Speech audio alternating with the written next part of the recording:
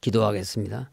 하나님 아버지, 오늘도 우리 위해 죽으시고 부활하신 주님을 바라봅니다. 하나님께서 저희들에게 말씀하여 주시어서 이 말씀을 따라 오늘도 삶으로서 복된 한날 되게 하여 주옵소서. 예수님 이름으로 기도드립니다. 아멘. 오늘 말씀은 미가서 5장입니다.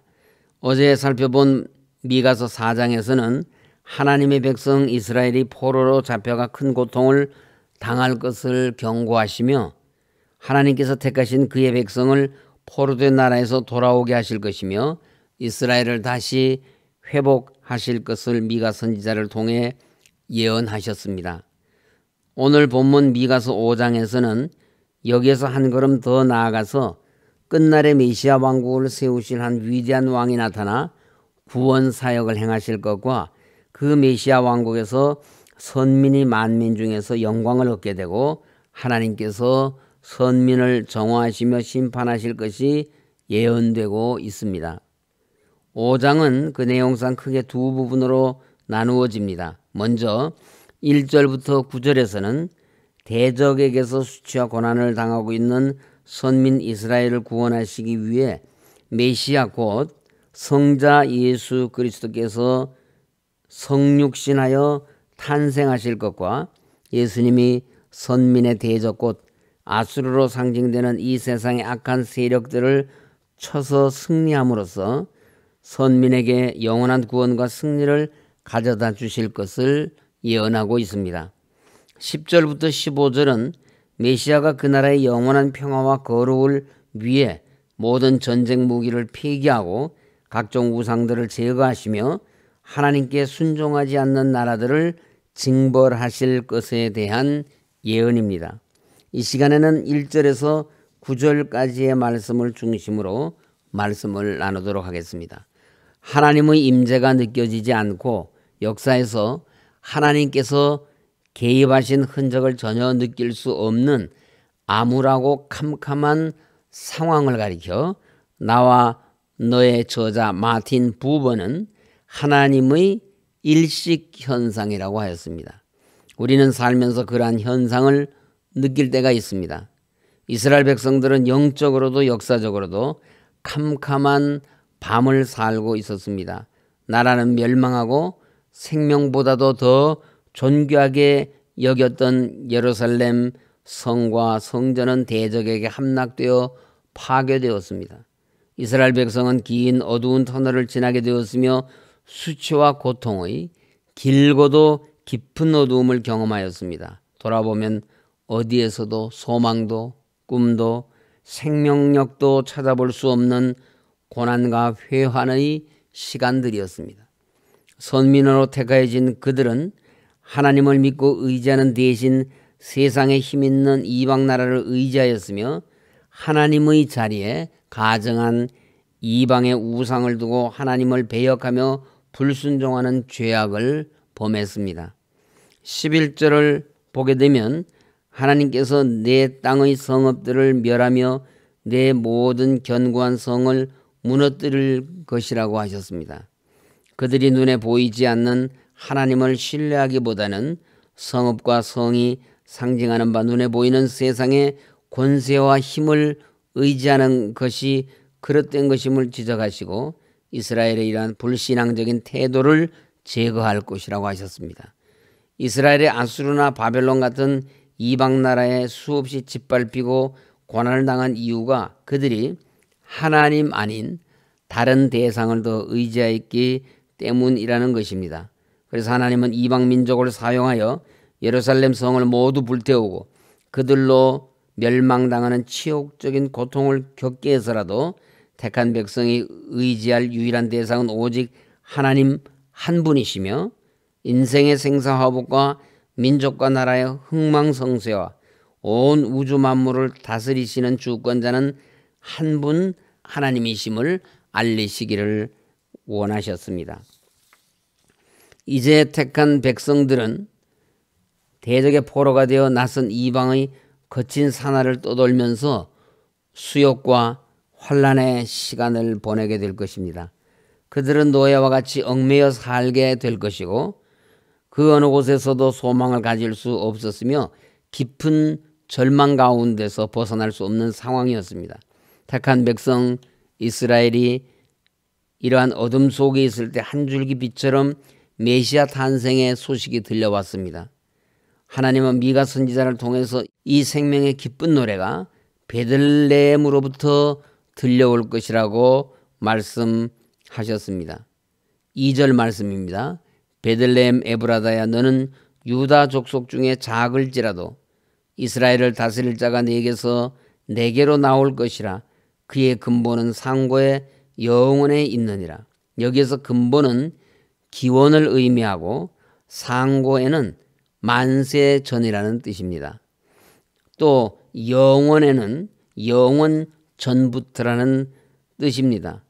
이스라엘을 다스릴 한 위대한 왕의 기원이 만세 전에 있다는 것은 장차 오실 메시아가 영원 전부터 계신 하나님이신 것을 시사합니다. 그리고 이스라엘 백성들은 이 왕을 이스라엘의 구원자 메시아로 나실 자로 여겼습니다. 그래서 700여 년 후에 동방박사들이 예루살렘에 이르러 유대인의 왕으로 나신 이를 찾았을 때 당시 대제사장과 서기관들은 헤롯 왕의 물음에 미가서 5장 2절의 예언을 근거로 하여 메시아 곧 그리스도가 베들레헴에서 날 것이라고 말하였습니다. 마태복음 2장 5절 6절 말씀이 그것입니다. 미가 선지자는 베들레헴이 유다 족속 중에 작다고 하였는데 실제로 베들레헴은 다윗이 태어난 동네이기는 하지만 지극히 작은 동네였습니다. 베들레헴이 얼마나 작은 마을이었든지 여호수아 때 유다 지파에 분배된 기업의 성읍 중에 그 이름이 빠져 있을 정도였습니다. 그리스도는 이스라엘의 왕이요 세상의 구주이심에도 지극히 보잘것없는 동네에서 나셨습니다. 왜 메시아이신 그리스도는 화려한 예루살렘의 왕궁이 아닌 그처럼 작은 촌락인 베들레헴에서 그것도 짐승 우리의 구유에서 나신 것일까요? 두 가지 이유를 우리는 생각해 볼 수 있습니다. 먼저 그것은 그리스도께서 세상의 왕들과 다르게 겸손한 왕이심을 나타냅니다. 그리스도는 그 기원이 만세전과 영원 전에까지 거슬러 올라갑니다. 이는 메시아가 하나님이신 것을 의미합니다. 그 기원을 영원 전부터 두고 계신 분은 하나님밖에 없습니다. 그리스도는 하나님이시여 왕이셨음에도 불구하고 가장 낮은 자의 모습으로 이 땅에 오실 만큼 겸손하셨습니다. 그리스도는 베들레헴 작은 동네 외양간 구유에서 나심으로 자신이 그처럼 겸손한 왕이신 것을 보이신 것입니다. 또한 그리스도께서 베들레헴에서 나신 것은 그리스도가 겸손한 자들의 구주이심을 나타내시는 것입니다.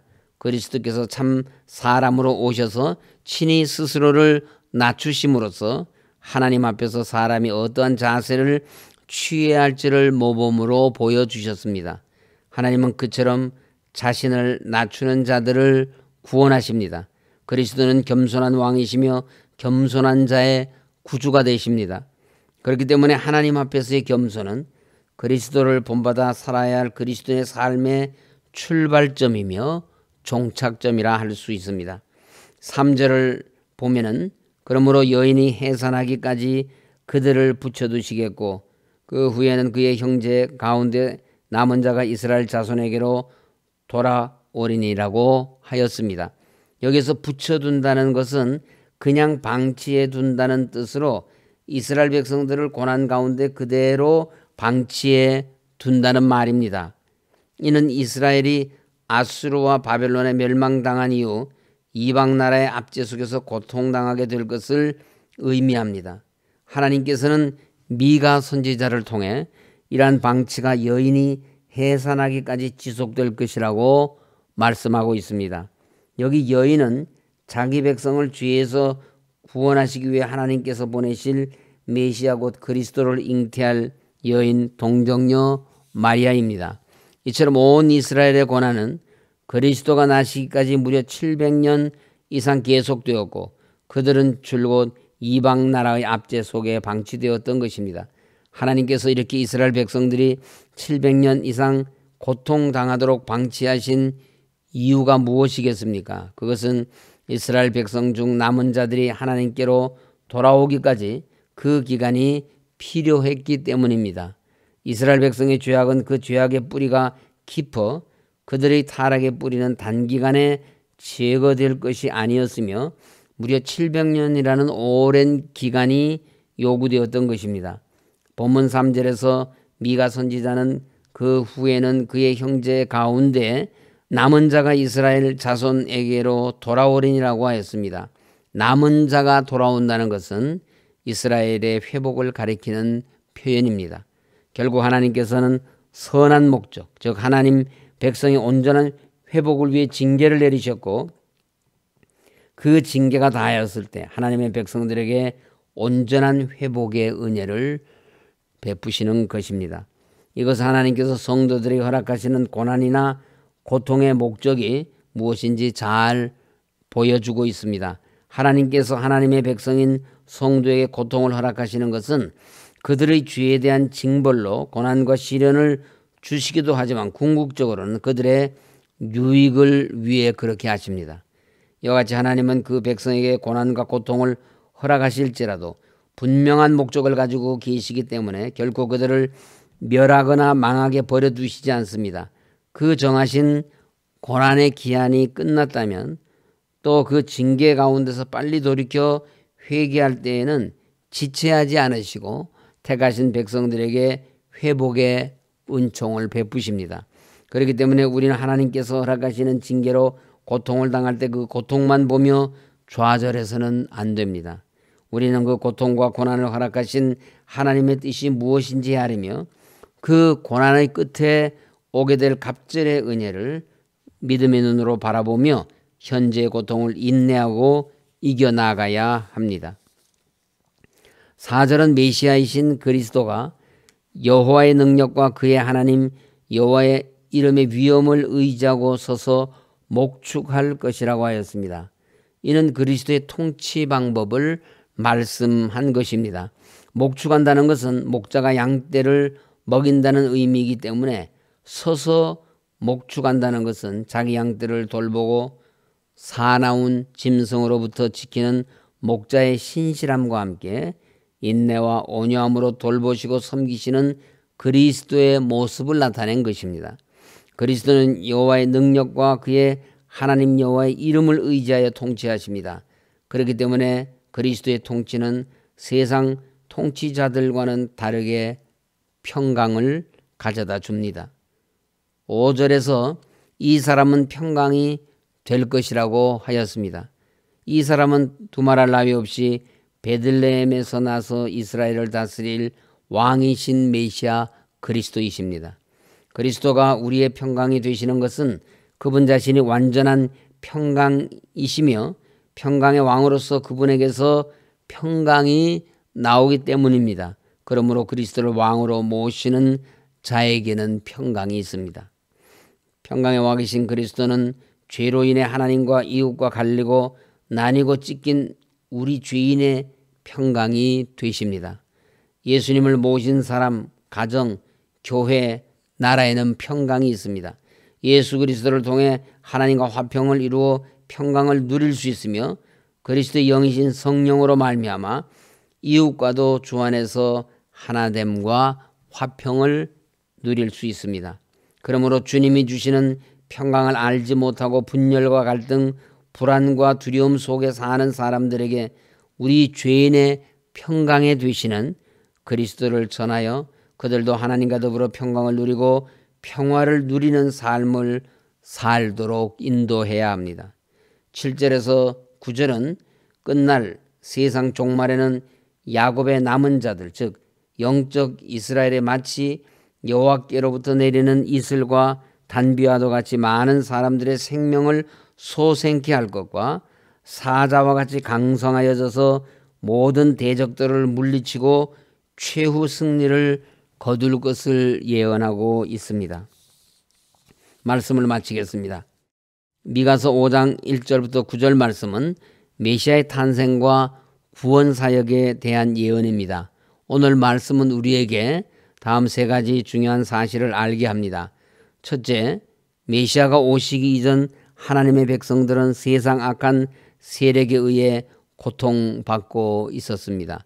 이것은 오늘날 우리 성도가 그리스도의 복음을 듣고 구원받기 전에는 어떤 처지였던가를 보여주는 것입니다. 둘째, 마치 여인이 해산의 때가 이르러 아이를 출산하듯이 성부 하나님께서도 유일한 아들 예수 그리스도를 정한 때에 이 땅에 보내주셔서 태초에 세우신 구속계획을 이루신 것은 구원이 인간의 공로나 노력에 의해 얻어지는 것이 아니라 오직 하나님의 주권적인 은혜로 주어지는 것임을 보여줍니다. 셋째, 예수 그리스도가 약속하신 재림 때에는 성도들을 사탄의 세력에서 구원하시고 세계 만국 위에 그리스도와 함께 왕노릇하게 하리라는 것입니다. 예수 그리스도를 믿는다는 것은 예수님을 우리의 구주로 믿고 마음에 영접한다는 것이며 예수님을 본받아 주님의 뜻대로 살겠다는 결단입니다. 이 사실을 일깨워 주는 오늘 말씀을 기억하시고 다시 오실 예수님의 재림과 천국을 사모하는 마음을 더욱 뜨겁게 하여서 오늘도 성도님들의 본향 천국을 향하여 힘차게 행진하시는 하루가 되시기를 간절히 소원합니다. 다 같이 합심하여 기도하겠습니다. 첫째, 담임 목사 청빙을 위하여. 둘째, 복음화된 통일조국을 위하여. 셋째, 코로나19 백신의 원활하고 안전한 접종을 위해 다 같이 기도하시겠습니다.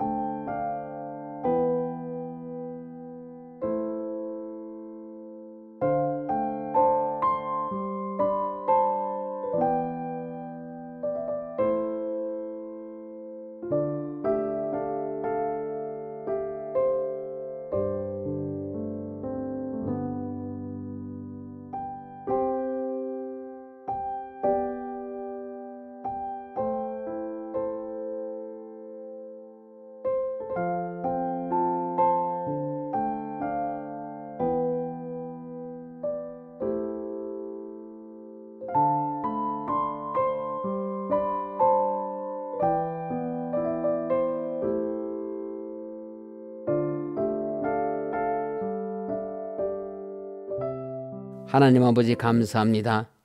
십자가의 고난을 이기시고 부활하신 주님을 오늘도 바라봅니다. 주님 피 흘려 세우신 우리 서울교회 하나님의 거룩하신 뜻을 온전히 받들어 하나님께 영광을 올려드리는 교회 되게 하여 주시옵소서.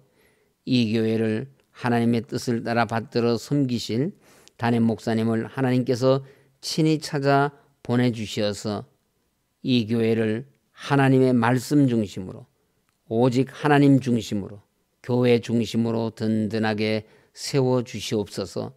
복음화된 통일조국 속히 이루어 주시어서 이 땅에서 전쟁의 위협이 사라지게 하시고 남과 북의 모든 무너진 교회들과 타락한 교회들이 바로 세워져서 세계를 향하여 하나님의 구원의 복음을 전하는 제사장 나라로 세워지게 하여 주시옵소서.